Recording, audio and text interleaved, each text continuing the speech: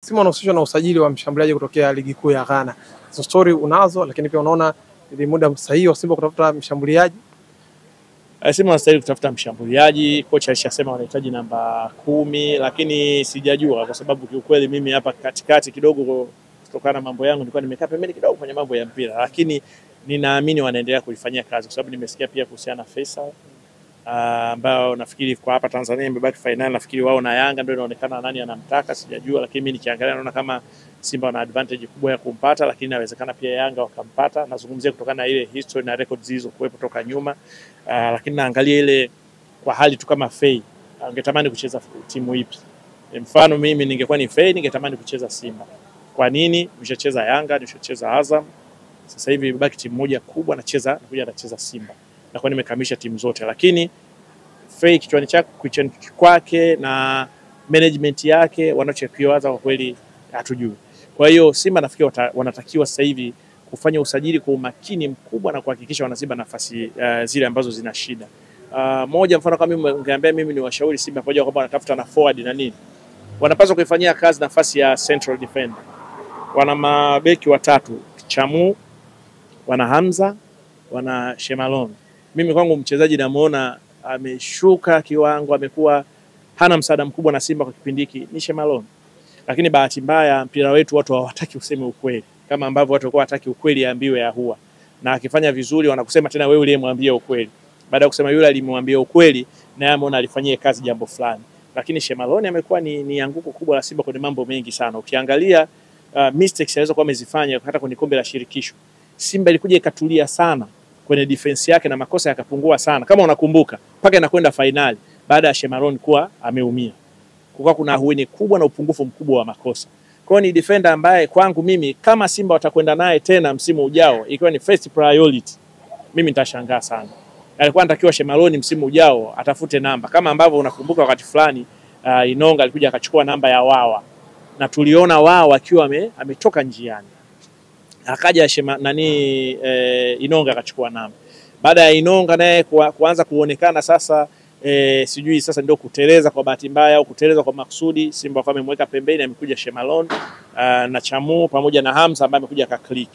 Kwa hiyo mimi naona kuna jambo Simba pia wanatakiwa walifanyie kazi kwenye defense yao wakati wanafikiria mbele. Mwishoni hapa nimemwona kocha alikuwa akiwapumzisha sana Kapombe pamoja na Shabalala. Sasa sijajua kama ilikuwa ni kutokana na ile uchovu au alikuwa ni sehemu ya kuanza kujenga kuangalia tena warithi wao kama baada ya msimu mmoja au zaidi, lakini rotation ya Fadu imekuwa pia na yenyewe na msaada mkubwa sana kwa sababu kuna msaada wa mabadiliko utawasaidia Simba msimu ujao kutokana na kile chokuwa anakifanya kwa ajili ya rotation, kwa sababu atakuwa anajua sasa fulani abaki au aondoke, fulani nimtumie au hana msaada, kwa sababu rotation inakufanya uone uwezo wa wachezaji.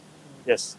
Lakini Young Africans wametoa ratiba yao ya michezo iliyosalia kumaliza msimu. Wametoa ratiba yenye michezo mitatu tu. Miwili ya ligi kuu, mmoja wa CRDB kwa maana ya finali dhidi ya Singida, lakini pia wana mchezo dhidi ya Tanzania Prison tarehe 18, lakini wana mchezo dhidi ya Dodoma Jiji hapa KMC. Hawana ratiba ya mchezo wa dabi na wamefanya mazoezi jana kujiandaa na mchezo dhidi ya Tanzania Prison. Lakini mpaka sasa hawajatangaza viingilio na wapo kimya.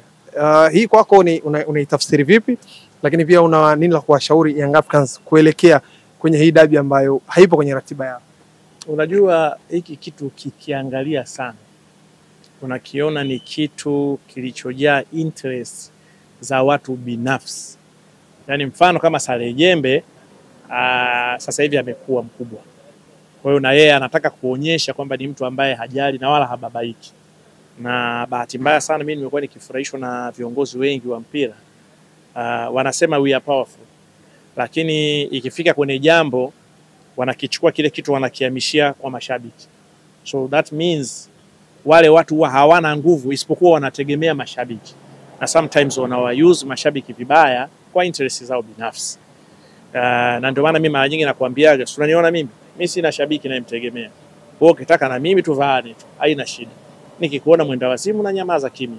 Naingia kwenye gari yangu na kula raha, muziki mzuri, nafika nyumbani napiga ubwabwa fresh, maisha yanaendelea, sina hata shida na mtu. Lakini sio wewe uchokoze kusema mimi si babaiki, afu ndugu zangu si mnaona huyu ananionea. Maana wewe huna kitu. Lakini sasa nasema hivyo kwa nini? Nikurudishe kwenye point yangu ya msingi. Interest imekuwa ni nani ameamua na hatafanya hivi. Na kwa sababu anapata backup ya watu wawili watatu, ndio maana imekuwa hivi. Lakini ukiangalia hakuna sababu yoyote ya msingi. Na tumezungumza sana, ndio basi sipendi kurudia kwamba Yanga walianza kukosea kwenye hili jambo. Kwamba wao ndio walisababisha hii chaos yote inatokea. Kwa maana Simba wangeruhusiwa wangefanya mazoezi siku ile mechi ingechezwa, leo tungekuwa tulishasahau hili jambo. Na saa zingine Yanga angekuwa ameshinda au Simba angekuwa ameshinda, ingekuwa sare whatever.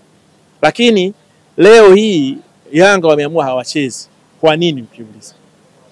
Ukizisikia zile sababu na unaona sasa watu wanalishwa mdomoni na wenyewe wanakwenda kusema. Kwa sababu unajua sasa hivi mmekuwa mna timu zenu nyinyi yale. Mna timu zenu zile chao FC zile, shungi kama ya Ibra ile. Kwa hiyo mnakuwa yani zipo zile timu sasa kusema mnavyoweza mnavyotaka nyinyi wenyewe. Kwa baada ya kulishwa yale maneno na nyinyi mnakwenda kusema. Kwa hiyo hakuna sababu ya msingi ya kufanya Yanga usicheze. Kama tutakuwa tunazungumzia Yanga kwa faida ya mpira wa Tanzania na Yanga wenyewe. Lakini kwa sababu kuna watu fulani wapo ndani ya Yanga, either ni viongozi, either ni wadhamini, either wana nguvu ya kuiendesha Yanga, basi wameamua kufanya hivyo.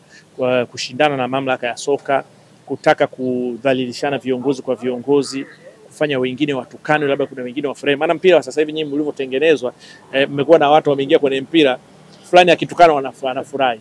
Sisi wengine hapa tumeshatukana mpaka matusi yameisha, si ndio? Na nikwambie ukweli, hakuna tena cha kutuambia zaidi. Na hii inatupa uhuru wa kusema mambo yote ambayo tunaona hayafai. Lakini viongozi wamedhalilishwa sana kwenye mambo ya hovyo kama haya. Na naamini wakumbushe hao wanaofanya hivi leo, wengine wengi ni vijana kwenye mpira. Ndio wanakuwa, hawana idea hata ya kwangu mimi hapa. Wana safari ndefu kwenye mpira. Wanapaswa wafikirie vitu vingine kwa busara. Sio kwa kuonyesha na kuonyeshana ubabe na kuonyesha kwamba wewe bado ni mvulana haujakuwa, kwa hiyo unataka kufanya mambo yako kivulana. Kwa hiyo kama wataacha kucheza, sisi tutaiangalia nguvu sasa ya shirikisho na mamlaka ya soka inafanya nini. Lakini ungeniambia mimi unanishauri nini? Basi wachukue hatua. Wachukue hatua kwa kile kuonyesha kwamba mamlaka ya soka ina uwezo wa kufanya vitu kwa kufuata taratibu zake. Kwa hiyo wachukue hatua na wasiogope, wasiangalie mtu yoyote kwamba huyu ni fulani labda tunafahamiana naye, labda huyu ni jirani yangu au huyu rafiki yangu wa sasa au wa zamani. Wachukue hatua. Baada ya pale zitapigwa kelele, najua si ndio? Watatengeneza namna. Siku hizi kuna wazee unawaambia waende wakazungumza kwenye matatizo kama ndio wanaenda kuzungumza, lakini tuna wazee hao hawahoji klabu yetu imeingiza shilingi ngapi, jezi zetu zimeingiza shilingi ngapi, klabu yetu mbona hakuna maendeleo, hata uwanja wa mazoezi. Unajua klabu kubwa kama Yanga ina uwanja wa mazoezi, klabu yetu ina uwanja wa mazoezi, mbona klabu yetu hakina hiki? Hawahoji hao wazee. Wazee wenyewe wanapatikana tu kusema kuni hatuchezi, ndio wanatokea wasema wazee wamepewa nini mpaka lazima waseme hivi. Na saa zingine wanasema na heshima, lakini kuna kipindi lazima tuwaambie ukweli. Kwa hiyo mimi naamini mechi itachezwa, hayo mambo ya ratiba yanaweza yakatolewa na bado mechi ikachezwa, na kama hawatakuja kucheza Yanga basi wanaostahili kupewa pointi wapewe, alafu hatua zichukuliwe. Baada ya pale tusonge mbele. Unadhani nani yupo nyuma ya hili sakata? Bahati nzuri mimi kiukweli bora nitafute juisi na mihogo nile na ninywe bila kumfikiria aliye nyuma hili jambo, kwa sababu yoyote aliye kwenye hili jambo atakuwa ni mwenda wazimu mmoja, simjui ni nani. Lakini Simba wao wamesema wako tayari na wanasubiri viingilio, na mashabiki zao wamesema hata kiingilio kiwe 50 wako tayari kulipa ili kushuhudia hiyo dabi. Ingawa mwenye ruhusa ya kutangaza viingilio yeye ana huo mpango. Unadhani mashabiki watakuja uwanjani ama TFF ni muda wao nao kutangaza viingilio kama Yanga Africans watashindwa kutangaza viingilio? Kutangaza sitaingia bure. Mimi mwenyewe nitaenda. Mimi mwenyewe natamani usitangaze ili nikaingie bure pale. Ile iliyobaki ni ubwabwa. Takwenda pale taangalia zangu mpira, kama ndio itakuwa ni refa, kama mimi nilikuwa na shauri na Simba kama wakiona hawawezi kuja basi wafanye hata friend match iwepo pale. Baada mechi ikiisha pale ikionekana wameshapewa point basi wapige friend match tujione. Baada ya pale tuwaachie wenye mamlaka yao wachukue hatua. Na ukiona kama ni hivi unafikiri ni nini kikwani? Tunatafutiana ubaya. Yaani kuwatafutia watu fulani waonekane wabaya. Kutaka kushindana na mamlaka pia na utakuwa na shangami wanasema integrity, kwamba unapokuwa unataka kiongozi na unafikiri unaweza ukatuongoza sisi watu wengine nje ya mpira, alafu wewe ndio kama unafanya mambo ya kupambana na mamlaka, so unatuonyesha unataka tukuogope, kwa sababu ukija huku tena kwenye siasa si kuna siku utaanza kushindana na serikali wewe. Kwa faida ya mpira wetu sasa. faida mpira wetu, kwa sababu tuliona dabi ya Kenya, mashemeji dabi ilipoteza mvuto, vitu vinaanza hivi baadaye vinakuwa vikubwa, tutakuwa tuna sasa dabi yetu itaporomoka, lakini pia itapoteza pia mvuto wa soka, watu watachoka kulipia viingilio alafu vinaliwa. Ni mbaya. Ni mbaya, mimi naunga mkono kwenye hilo kwamba kuna kila sababu ya kufanya tufanye juu chini, tuhakikishe tunafuata utaratibu. Hii mambo kwa leo mechi itachezwa, watu wamelipa, haipo, mechi imefanya hivi, kiukweli najua mimi naboa na haipendezi na sio jambo zuri. Kwa hiyo tulio kwenye uongozi wa mpira, mimi nafikiri ni vizuri kulisimamia vitu kwa mambo yaliyonyooka, kwa mambo nyoofu, ili watu wa mpira wasije wakachoka, kwa sababu Tanzania ni kati ya nchi ambazo hata ukiwaambia wao CAF wanakuambia wanataka atmosphere, mashabiki wa Tanzania watu kuja bila kusukumwa wala nini, wanapokuungana wanakaa sehemu moja watu 60,000 sio jambo dogo. Ukiangalia kwenye tamasha kongwe zaidi la mpira Tanzania la Simba Day, si ndio? Lakini tamasha linalofuatia la wiki ya Mwananchi, nafikiri ndio matamasha makubwa ya football kwenye uzinduzi wa msimu kwa Afrika nzima. Kwenye uzinduzi wa msimu kwa Afrika nzima. Sasa kama tuna watu wa namna hiyo wanaweza kujitolea kwa ajili ya mpira wao, wanakuja, basi na sisi tuwaonyeshe heshima. Na viongozi tusijisahau tukaanza kuhisi kwamba wale watu wanaokuja wote ni mali yako na wamiliki. They own themselves, na timu hizi au klabu hizi ni za wao wale wanaokuja kukaa jukwani. Sio za kwako wewe kiongozi. Unapewa kuongoza na hiyo ni dhamana. Na nikukumbusha, niweko kuambia, uongozi ni dhamana. Hao unaoona leo Simba leo na hao unaoona walio Yanga leo hawawezi kubaki milele. Kuna siku tu wataondoka. Kwa hiyo wajifikirie pia siku watakapokuwa hawapo kwenye hizi klabu, nyuma walifanya nini? Kama ndio watakuwa umefanya mambo mengi ya kipuuzi, inakupotezea kuaminika. Lakini kama utakuwa ufanya mambo mengi ya msingi, imani inakuwa kubwa na watu watakuunga mkono hata baada ya kuondoka kwenye mpira. Zanzibar wana enjoy, wamepelekea tena finali ya FA. Raha, hata mimi mwenyewe nimefurahi. Finali ya FA. Taenda Zanzibar. Zanzibar kuna raha. Zanzibar raha hapa. Mimi mwenyewe nimetoka juzi. Hata baada ya finali ile ya Simba bado nilikaa kidogo. Tarudi kule. Wenyewe ukiongea kitu wasema sijui nini. Kwa mimi nataka nirudi kwenye ili tukaenjoy mpira. Kuna watu wanaona kama kuna mambo ya kisiasa. Kwa nini finali zote zimepelekwa kule? Ya finali ya shirikisho club ya Afrika imepelekwa pale, finali ya CRDB imepelekwa pale. Hili ni funzo, hapana siasa, nafikiri ni reality. Hapa mfano ingechezwa uwanja gani? Liti Benjamin Mkapa, si ndio tumeambiwa bado una matatizo. Mbona dabi na kafu walikuwa wameipunguza. Sasa dabi is a special one. Ipite ile dabi, baada ya pale naamini kwamba umesahau, mimi pia ni mjumbe wa kamati ya AFCON na CHAN.